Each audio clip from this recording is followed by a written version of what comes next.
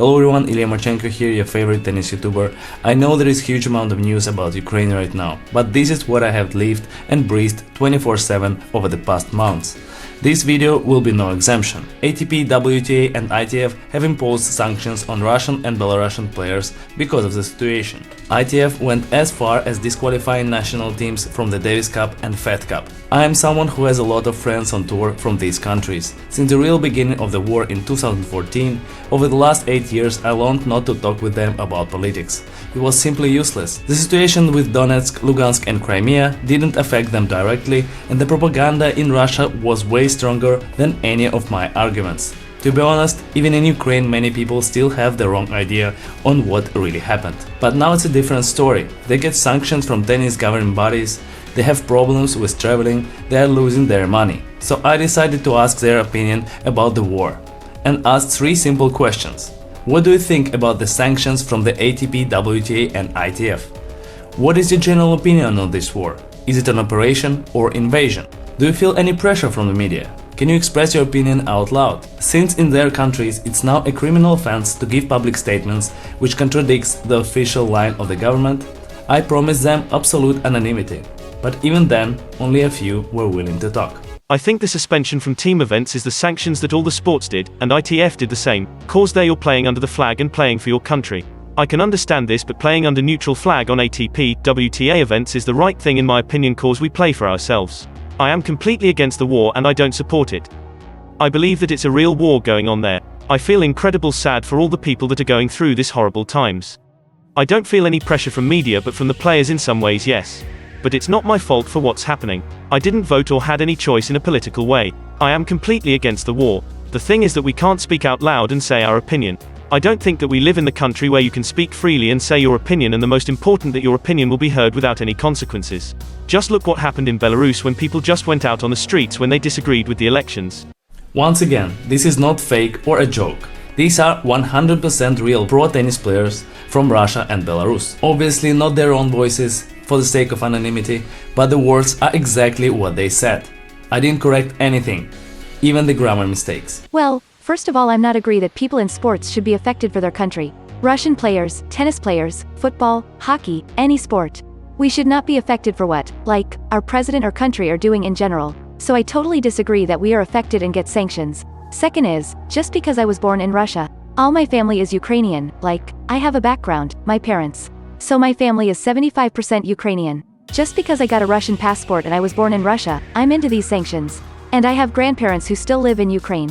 People don't know this, and it's not important to say in general. Question about invasion or operation. In my opinion, I think it's an invasion, but I'm not following politics. I'm not following what's going on, and I didn't follow before. I just know what's happening now, and I don't think this information is enough to tell my opinion. Because as a sports person, I don't really follow politics, as I said before. I get a lot of messages in the media about this situation, but it doesn't really affect me. I don't feel pressure, but I just get a lot of messages. And I will not say my opinion out loud because I don't really have any opinion. I'm so far away from politics, and I don't think it's important if I'll say something. Because to say something you need to know everything very well, which I don't do. That's how I see it. Please, don't try to guess who is who here. I didn't leave any clues or hints. These are players of different genders and with a very different rankings. The names you can see in the hashtags are just top popular tennis names from those countries. It doesn't mean that they are or they are not in this video. I think that sanctions against players are not right because sports are out of politics, because of sports wars have never started and athletes have not studied to become politicians. The fact that I was born in one of these countries does not mean that I support the current government in their actions. I consider this oppression on a national basis. I could have been born in Ukraine and anywhere, and this does not mean that I support aggression and violence. All the sanctions that are being introduced are aimed not at the government and not at politicians, but at ordinary citizens who did not even choose this government, but they can't do anything about it, since the government uses any actions, even violence, to extinguish any resistance. I think that Russia attacked Ukraine, bombing the country in pursuit of its goals. Yes, I can't speak anywhere and in no way because I'm afraid for my family. In my country, any measures up to and including a criminal sentence can be taken for public statements. I'm not trying to prove anything with this video, and I promise not to comment or criticize their answers. They don't match my views. I just wanted to show you the other side. I believe in a democratic society, everyone has a right to speak. I think that sanctions should be reasonable and have an influence on the situation. I think that the most important thing is to stop the shooting as soon as possible, and sanctions against the tennis players or even against all Russian sport will not help to stop it. Many other sportsmen are not able to compete at all, so I can say that tennis players are lucky to be able to do their job to earn point and money for living, even without a flag. So I think that even if you ban all Russian sport, it will not push Russian government to make any decision in this situation. As I am a Russian citizen, I have to follow the Russian laws. But I think the words of Shakespeare will match good in this situation. What's in a name? That which we call a rose by any other name would smell as sweet. Russians and Ukrainians are dying and it has to be stopped as soon as possible. I don't feel any pressure right now. Nobody was asking my opinion or my position about this situation yet. But if someone will ask me, I would stay in the neutral position, because I don't want to have problems in my county and I want to keep playing tennis. But I can say it is wrong and it has to be stopped, that any people are dying or getting injured, especially civil Ukrainians. There is no way to prove the authenticity of these opinions without breaking my promise. You have to trust me on this. If not, it's your choice. Just leave. I'm not going to enter into an argument. I showed you all the answers I got from the many requests that I've sent. And this is the last one. In my opinion, it's not enough. It's not enough just to play without the symbols and flags, because we all know that at least 50% of Russian players support their government. Olympic, Fed Cup, Davis Cup teams' withdrawal from all the competitions is clearly right. Tennis Federation's termination of membership in ITF is totally right. Regarding players' participation in the tournaments, ATP, ITF, WTA have to suggest Russian and Belarusian players to sign a statement where they condemn Russian invasion in Ukraine. It's very important, condemn instead of do not support. It is clearly invasion of Russian army to the Ukrainian territory. Only Russian propaganda uses the word operation, and it is lie.